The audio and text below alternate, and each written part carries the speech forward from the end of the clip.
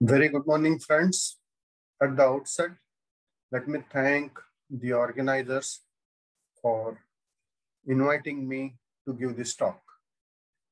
My sincere thanks are due to Dr. Anshika, Dr. Mallika, and Dr. Ashish Kumar. If I see, 20 years back, when I did my doctoral studies, the kind of research I did and the kind of research which we are doing now, there is a huge or a vast difference. For me, fortunately, after my doctoral studies, I get to work with a multinational company where I found that, the work culture was entirely different than the one which we were doing in the university. So everywhere we need to adapt, and the change is very, very constant. Rather, I must say that change in chemistry is rather slow compared to other fields like IT. Okay. In today's world, what I'm going to talk is I'm going to talk about a catalytic solvent which has a commercial utility or potential for commercial utility. Friends, I am from Institute of Chemical Technology. Those who do not know about my institute, it is there on the left-hand side. It is situated in Mumbai, established in 1933. So I come from the Speciality Chemicals department. I would like to, before start my talk, I would like to give a brief introduction of my department, which is customary for all of us. So it is established in 1943. Though our institute has been established in 1933, this is after a decade later, our department has been started. And it is the only department in the country as well as in the world which teaches, specialty chemical technology. So many chemical industries in India can be traced back to this department. We have many of our alumni who are first generation entrepreneurs. So this gentleman, Professor K. Venkatraman, he is the instrumental to start this department. He was also the director of our institute and a first Indian director of our institute. And also he was director of NCL after retirement from ICT. So he has written a book on synthetic dyes. It is considered as a Bible in dye stuff industry. We offer various courses. Our department offers various courses like BTech in dye stuff technology. There are MTech in dye stuff technology as well as perfumery and flavor technology, MTech in green technology, then PhD tech in various technologies as well as PhD science in chemistry and textile chemistry. So what I would like to say is our institute as well as our department is having a very close bond with the industry. Rather, this institute was started to help out the chemical industries because in 1933, the chemical industries were at their, they were starting. So to supply a technology as well as manpower, this institute was started. And it was started by none other than Sir M. Vishwesvaraya and others. So you can see a few of the earlier industries like aniline dyes, Indian dye stuff industries, Amar dye chemist, etc. They have started manufacturing in our own department. Okay, I must show you the same department. We have renovated completely to a world-class laboratory. You can see that. And friends, let me tell you, this was completely funded by the industry, an industry called Colortex Industries, one of the largest manufacturer of dyes and intermediates in India. Okay, they have supported us for complete reconstruction of this laboratory and the cost is around 6.5 crores. You can see the research laboratory here, instrumentation laboratory, as well as pilot plant. A few more pictures of our renewed department. We do have a 500 megahertz NMR in our department. You can see this is for effluent treatment and other facility. It is completely full-fledged with all the amenities. Fine. This is our faculty. We are a very small department of 5 faculty. I am the heading currently the department. So we have 3 assistant professors and 1 professor along with me in the department. So this is our research work. If you see, we mainly work on green chemistry, like ionic liquid, ultrasonic methods, solar method, biocatalysis, catalysis, oxidation. Also, we work on some of the fluorescent colors, metal ion sensors, computational studies like color matching, etc., computational color matching and Lumu gap, aesthetic colorants, dye sensitized, solar cell, carbohydrate chemistry. We do work on supramolecular chemistry. We also work on various industries are connected to us on process intensification, like concentrated solar reactions, sonochemistry. We also work on graphene nanotechnology. This is another field. As I told you, we do have a master's in perfumery and flavor technology. So we do extraction of aroma chemicals, synthesis of novel aroma chemicals, as well as fragrance, as well as flavor formulation and their application. If you see, in the last 5 years, we have published around 320 research papers. Average impact factor of our research paper is about 5. So this will be the talk, outline of the talk. I'm going to talk on deep eutectic solvent. So the definition, advantage, application, and the major talk will be the deep eutectic solvent in the synthesis. And then I will conclude my talk. So what is deep eutectic solvent? So I know that you all know what is eutectic solvent. Eutectic solvent is nothing but, eutectic mixture is nothing but, mixture of 2 compounds which do not react with each other. When we mix these 2 compounds at a particular ratio, they melt below the 2 of those, below the melting point of 2 of those compounds which we have added.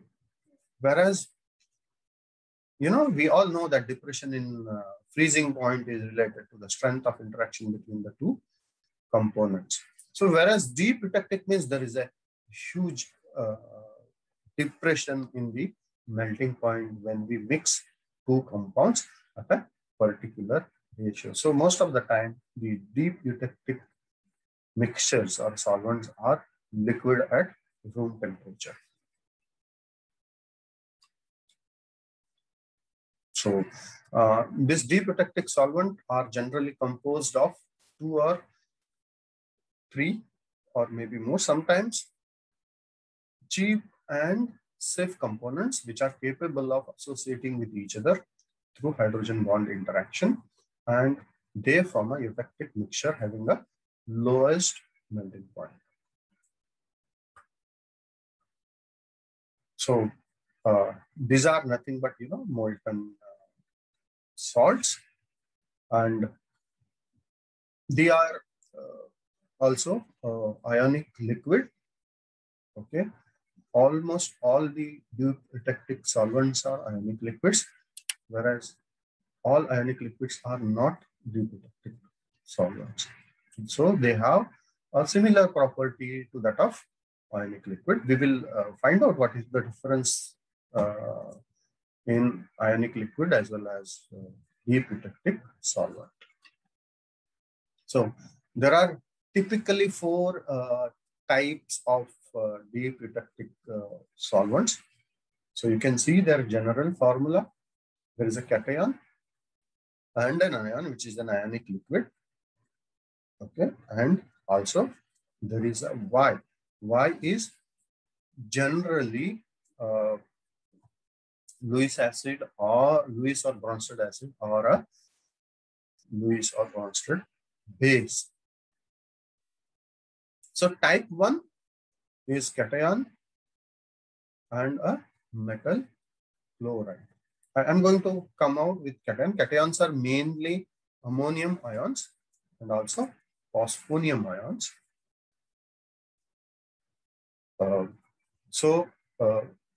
Cation plus metal chloride. Here metal chloride can be zinc, tin, iron, aluminium, gallium, etc. The type 2 is very similar to type 1, but cation plus metal chloride hydrates. Okay, so like chromium, cobalt, copper, nickel, iron, etc. are used along with the cation. And type 3, the most important one as far as synthetic organic chemistry is concerned, is cation and a hydrogen bond donor. Hydrogen bond donor can be different compounds like an acid or a urea or an alcohol, etc. And there is a type 4 which has metal chloride hydrate and a hydrogen bond donor as the type 4 type of deep eutectic solvent. So the general formula for type 1, as I told you, there can be different cations, but they are all ammonium. You can have, R1, R2, R3, R4, different alkyl or aryl groups, and also metal, different metals. Okay, different metal salts. And type 2, very similar to type 1, as I told you, but they will have the water in it along with hydrated. They are hydrated metal salts along with the cation. So you can see here on the right hand side, hydrated salt like chromium chloride, calcium chloride, magnesium chloride, cobalt, lanthanum, and copper, etc. So the third type which I was talking about is, cation. You can see a huge range of cations here. Most of them are, as I told you, ammonium cations, and also you can see one phosphonium cation there. And there are different hydrogen bond donors like urea, thiourea, acetamide, thioacetamides, etc. Phenylthiourea. So many, glycerin, glycols, etc. There are various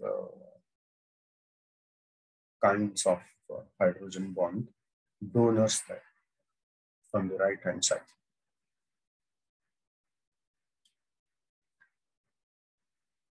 So ideally, you can have about 10⁶ combinations of deep eutectic solvents. So there's a huge scope, okay? And it is not generally possible to explore all the combinations. So you can see there the different quaternary ammonium salts and different hydrogen bond donors. And this is the one, this type of deep eutectic solvent, which is a type 3 of deep eutectic solvent, which is used in the organic synthesis.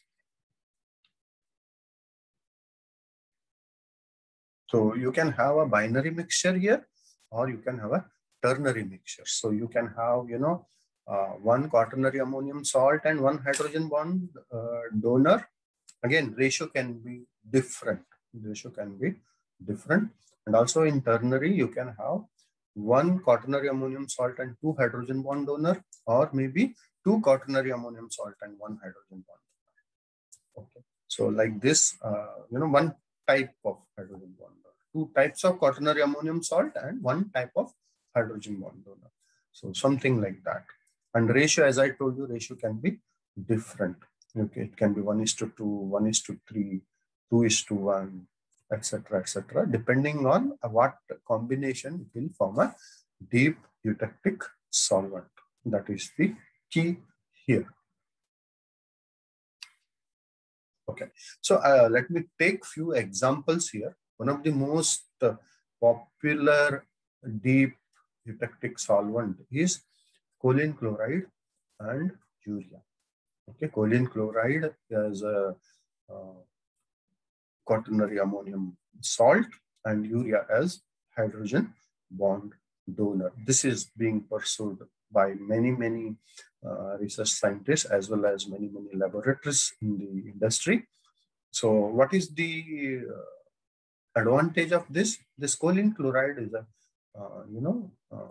vitamin in chicken feed. It's a chicken feed additive, and it's quite inexpensive. It is made from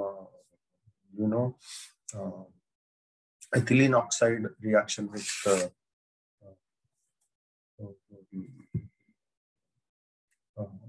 what is called diethylamine.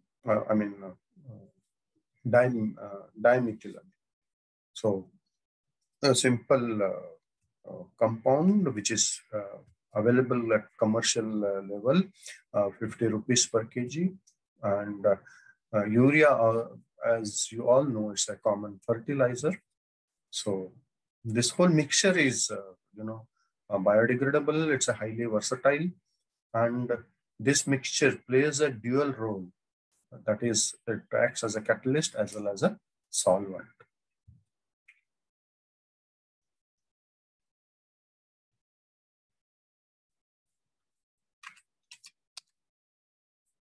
Okay. So how it is made? It's can be made very synthesis is very simple. You have to mix both these compounds at a particular ratio, 1:2, 1 choline chloride and 2 urea, and it gives you, you can see on the right hand side, it gives you a viscous liquid which is colorless. Okay, both solids you mix and you get a colorless liquid. So as I told you, it is biodegradable, it is miscible with water, it is non-toxic, and it is good alternative for most of the catalyst. It is has a good catalytic activity. It's a mildly acidic. It has a lower vapor pressure, low flammability. It is non-volatile. It's liquid at room temperature. And also, if you come to an economic aspect, it is inexpensive. It costs around 60 to 70 rupees kg, and it is easy to prepare. You have to just mix both things and then heat it to 70 to 80 degrees Celsius. The another deep eutectic solvent, which is choline chloride is to oxalic acid. So 2 moles of choline chloride and 1 mole of oxalic acid, which will give you deep eutectic solvent. Again, it's an acidic catalyst come solvent, and which is also biodegradable solvent. So why do we need deep eutectic solvent? Why do we use deep eutectic solvent? So as I told you earlier, so it is, most of the deep eutectic solvents are inexpensive, they are non-toxic, non-flammable, non-volatile, they are biodegradable, and they play dual role. They play as a catalyst as well as solvent. They are easy to separate, Their thermal stability is around 250 to 300 degrees Celsius. They are mechanically stable, high mechanical stability they have, and also they are electrochemically stable. So I don't say, when I say that this is inexpensive, non-toxic, etc. I'm not talking about all the 10 raised to 6, number of deep eutectic solvents. And also, I'm not here talking about type 1, type 2, or type 4 ionic liquids, because they all have metals. So they are definitely, they have that toxicity. Here I am talking about the deep eutectic solvent, which is made of choline chloride along with some of the hydrogen bond donors, of which both are, most of them are cheap and non-volatile and non-toxic.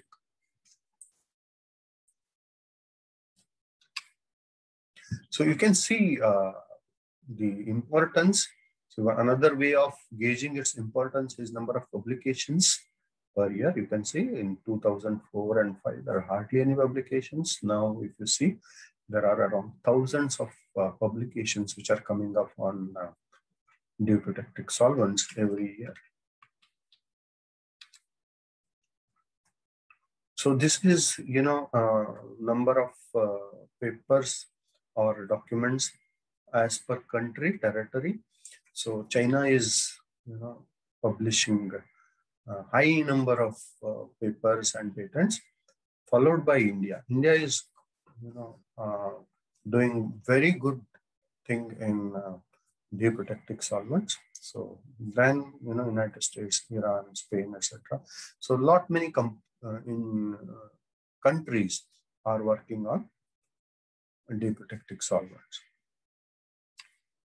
So this is, worldwide patents. Another way of seeing, the utility of this in industry is by gauging the number of patents which are being filed. If you can see, on an average, around 300 to 350 patents are being filed every year on deep eutectic solvents. So that shows the importance of deep eutectic solvents in the industry.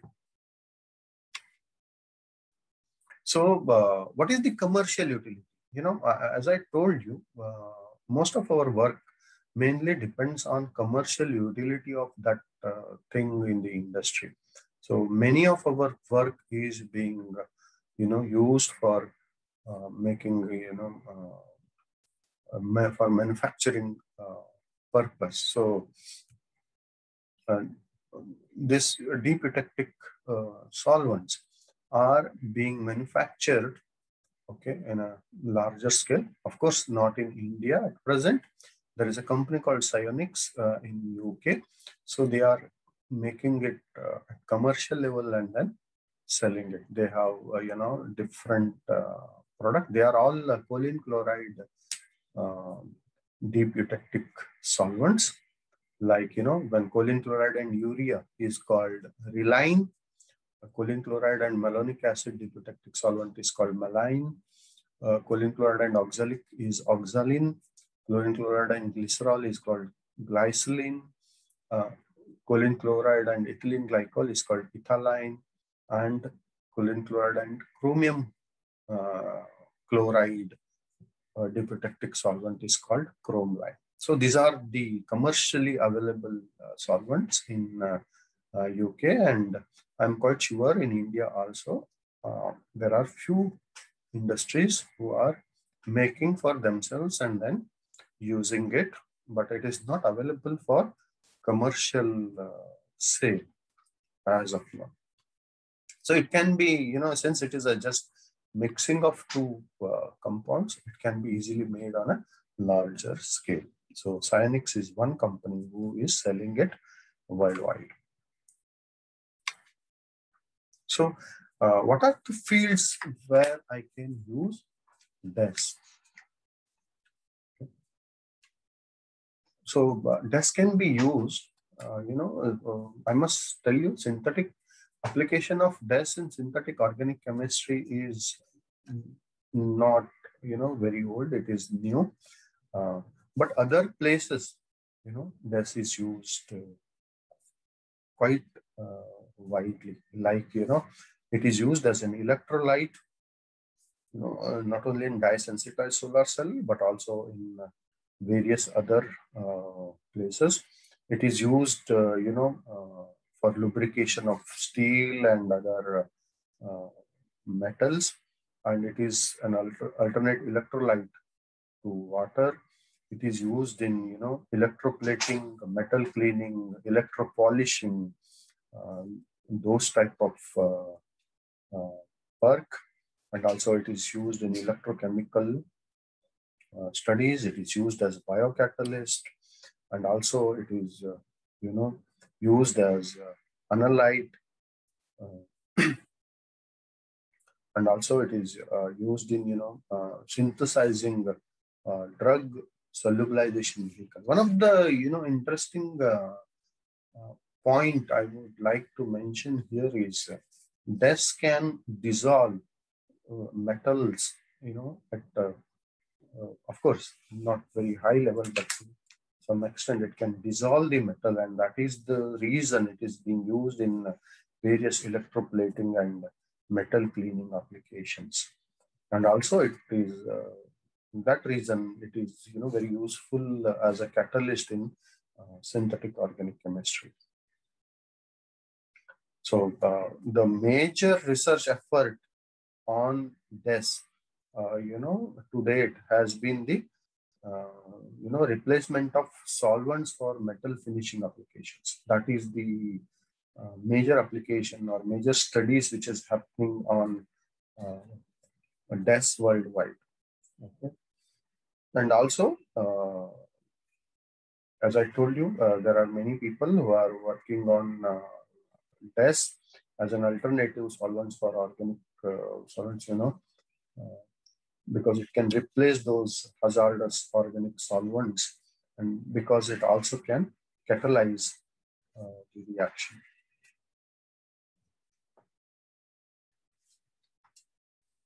As you can see here in electrochemistry, choline chloride and trifluoroacetamide, or choline chloride and malonic acid, these are the mainly used as electrolytes in electrochemical cell. Then, choline chloride and ethylene glycol, this combination is used in various electroplating. There are various applications in electroplating generally, electrodeposition, for chrome plating, aluminum plating, copper plating, nickel plating, etc. And also, there are papers on use of deep eutectic solvents in gold nanoparticle synthesis, etc. I feel, it may be very interesting for those who would like to synthesize silver nanoparticles for, antiviral and antibacterial application on the, at present, it is very, very important in corona situation where nano silver has a lot of role to play. So it is also used, choline chloride and choline iodide and glycerol. It is used as an electrolyte for dye-sensitized solar cell. That's another application. But my talk is going to concentrate mainly on synthesis. Okay, synthesis of organic compounds using deep eutectic solvents as solvent and also as catalyst. So let us see what are the advantages of using the DES over conventional methods. As you know, conventional method use mainly solvents. I'm talking about manufacturing. So they use mainly some of the solvents like, benzenate solvents or chlorinated solvents, etc. So most of them are hazardous solvents. And most of the time, procedure is quite complicated. And generally, we used to have these reactions at higher temperature. The reaction time is also quite long, and yields are comparatively less. And also they are environmentally very challenging because they create a lot of mess. There has to be a lot of effluent treatment, etc. after the reactions are done. Whereas if I use a DES, so it's a biodegradable solvent. When I say a DES, I mean choline chloride DES. So it's a biodegradable solvent. The procedures are most of the time very simple, and as you can see, we have also done a lot of work here. So it reduces the reaction time, it reduces the reaction temperature, and also increases the yield. And most of the time, this is energy efficient process.